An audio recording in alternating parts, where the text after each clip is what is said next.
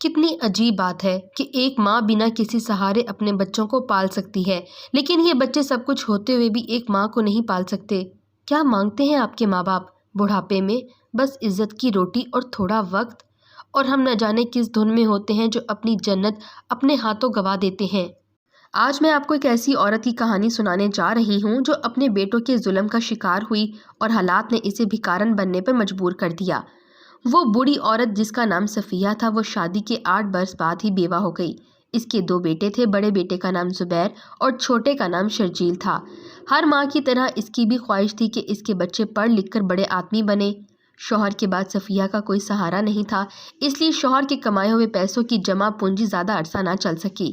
اسی لیے اس نے خود کام کرنے کا فیصلہ کیا، اور جب کوئی کام نہ مل سکا تو صفیہ نے لوگوں کے گھروں میں کام کرنا شروع کر دیا، کیونکہ بچوں کو پالنا بھی تھا اور اسکول میں بھی داخل کروانا تھا۔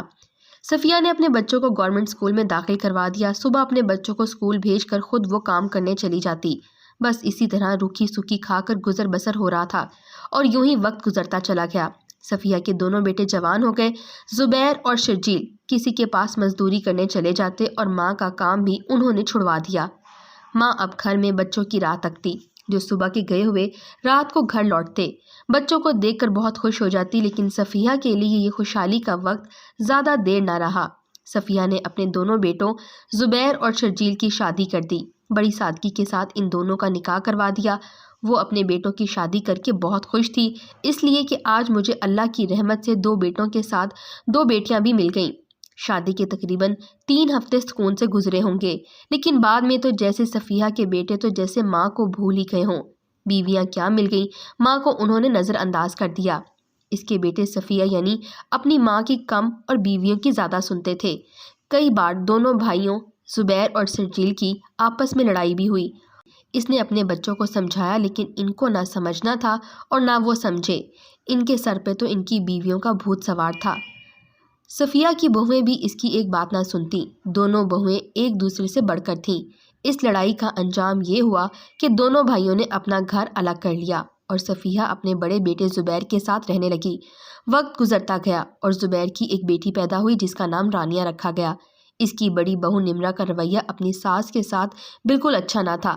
پورا دن ان سے کام کرواتی اور خود نمرہ پلنگ پر بیٹھ کر پلنگ توڑتی رہتی۔ صرف کھانے کی ذمہ داری خود نمرہ نے سنبھالی۔ ایک دن نمرہ صحن میں بیٹھی چاول چن رہی تھی اور صحن میں کافی زیادہ چڑیاں بھی چہچہا رہی تھیں، اور کچھ چاول کے دانے نمرہ نے ان چڑیوں کو بھی ڈال دیے۔ اتنے میں صفیہ اپنے کمرے سے باہر نکل آئی اور صحن میں تازہ ہوا لینے کے لیے چارپائی پر بیٹھ گئی، اور نمرہ نے صفیہ کو دیکھتے ہی منہ بسورا اور بولی، کیا لینے آئی ہو باہر؟ اندر نہیں رہ سکتی تم؟ اتنی عمر رسیدہ ہو گئی پھر بھی سکون نہیں ہے۔ صفیہ لڑکھڑاتی ہوئی آواز میں بولی، نمرہ بیٹی، اندر میرا دم گھٹ رہا تھا، اس لیے تازہ ہوا میں بیٹھنے آ گئی ہوں۔ نمرہ جلے کٹے لہجے میں بولی، ہاں اندر تو تیرا دم گھٹے گا نا، پہلے تو جیسے ایسی جوتی رہی ہے۔ چل اٹھ اندر جا، روٹی کھا لے، پھر زبیر کو میری شکایت لگائے گی۔ دفع ہو یہاں سے، چل جا اندر، روٹی پڑی ہے جا کر کھا لے۔ وہ کچھ نہ بولی اور واپس اندر چلی گئی۔ اندر کمرے میں جا کر کھانا کھانے کے لیے بیٹھی تو دیکھا پھر وہی دال تھی جو پچھلے 3 دن سے وہ کھا رہی تھی۔ اس نے نمرہ کو آواز لگائی، بیٹی اگر کوئی تازہ سالن بنایا ہے تو وہ دے دو، دال کھانے کو جی نہیں چاہ رہا۔ نمرہ نہایت ہی سخت لہجے میں بولی، ہاں تیرے بیٹے نے مجھے مرغی کھانا کھول کر دیا ہے نا، تجھے روز رات کو اور صبح شام گوشت بھون کر دوں۔ لیکن پھر صفیہ نے اللہ کا شکر ادا کیا اور اسی دال روٹی پر گزارا کیا۔ نمرہ سارا دن صفیہ سے کام کرواتی اور صرف ایک وقت کی روٹی کھانے کو دیتی، جس کی وجہ سے صفیہ بیمار رہنے لگی، اور دونوں بیٹوں کو ماں کی خبر ہی نہ تھی۔ بس وہ کمرے میں اکیلی پڑی رہتی۔ اسی وقت نمرہ کی بیٹی رانیہ اسکول سے آئی تو روٹی مانگنے لگی۔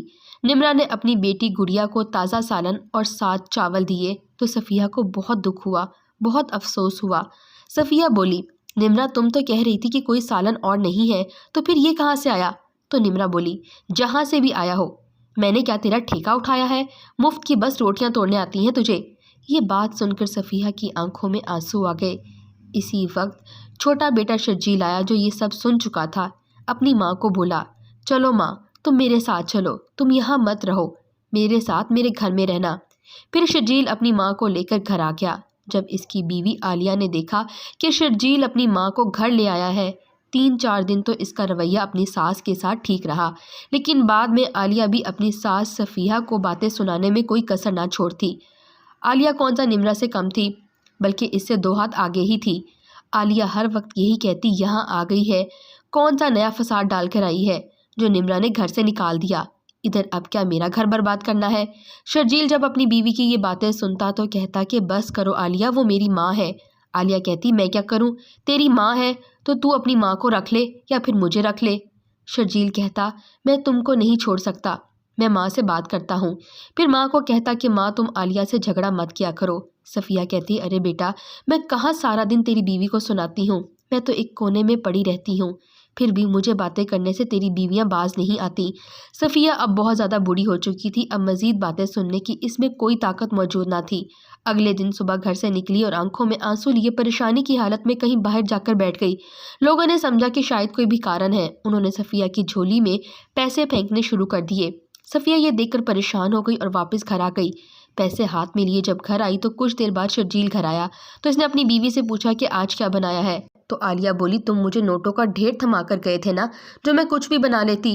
تو شرجیل نے کہا کہ کیا کروں، کوئی کام نہیں ہے تو پھر میں پیسے کہاں سے لاؤں؟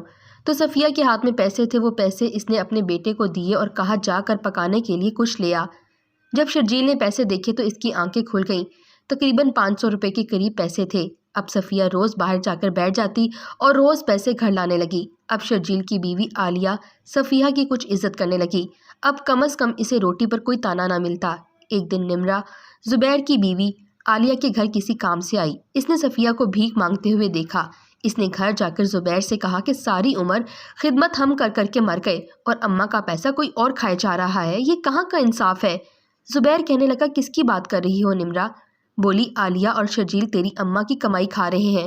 آج میں عالیہ کے گھر گئی تو تیری ماں کو دیکھا درخت کے نیچے جھولی پھیلا کے بیٹھی تھی اور لوگ اس کی جھولی میں پیسے پھینک رہے تھے، اور اب تیرا بھائی اور بھابھی دونوں اماں کی کمائی کھا رہے ہیں، ان کے گھر کے حالات بھی ٹھیک ہو گئے ہیں۔ ارے زبیر تو جا اماں کو گھر لے آ۔ زبیر کہنے لگا کبھی کہتی ہو کہ میں نے نہیں رکھنا اور کبھی کہتی ہو کہ گھر لے آؤ، یہ کیا ڈرامہ لگا رکھا ہے؟ نمرہ کہنے لگی اچھا تو اماں کے پیسوں پر صرف شرجیل کا حق ہے، تیرا کوئی حق نہیں؟ چل جا اپنی ماں کو لے کر آ۔ زبیر شرجیل کے گھر گیا اور اپنی ماں کو کہنے لگا چل اماں میں تجھے لینے آیا ہوں، نمرہ اور رانیہ تجھے بہت یاد کر رہی ہیں، چل میں تجھے لینے آیا ہوں۔ دوسرا بیٹا شرجیل بولا ہاں ہاں آ گئی تجھے ماں کی یاد، اس وقت تو کہاں تھا جب تیری بیوی اماں کو باتیں سنا رہی تھی؟ زبیر کہنے لگا نمرہ کو اپنی غلطی کا احساس ہو گیا ہے، اسی لیے اس نے مجھے اماں کو لینے کے لیے بھیجا ہے، وہ بہت شرمندہ ہے۔ شرجیل نے کہا نہیں اماں میرے پاس رہے گی، یہ کہیں نہیں جائے گی۔ اماں کا ایک بازو زبیر نے اور ایک بازو شرجیل نے پکڑ لیا، دونوں ماں کو اپنی طرف کھینچنے لگے، سوچنے لگے دونوں بیٹے صرف میرے پیسوں کے لیے لڑ رہے ہیں، اور یہ سوچ کر وہ پریشان ہو گئی، اس کی آنکھوں میں آنسو بھر آئے تو وہ بولی ماں کی کوئی قدر نہیں، صرف پیسے کی قدر ہے۔ جب لوگوں نے مجھے بھیک دینا شروع کی تو دونوں بیٹوں کو میں یاد آ گئی اور انہی سوچوں میں گم تھی کہ پھر صفیہ کا ایک دم سے سارا کا سارا جسم ڈھیلا پڑ گیا اور اس نے وہیں دم توڑ دیا۔ دونوں بیٹوں نے جب ماں کو اس حالت میں دیکھا تو رونے لگے اور ان کو احساس ہوا کہ ہم ماں کی خاطر نہیں بلکہ اس کے پیسوں کے لیے لڑ رہے تھے۔ انہوں نے صرف اپنی ماں کو ہی نہیں بلکہ ماں کے قدموں تلے جو جنت ہوتی ہے اس کو بھی گنوا دیا۔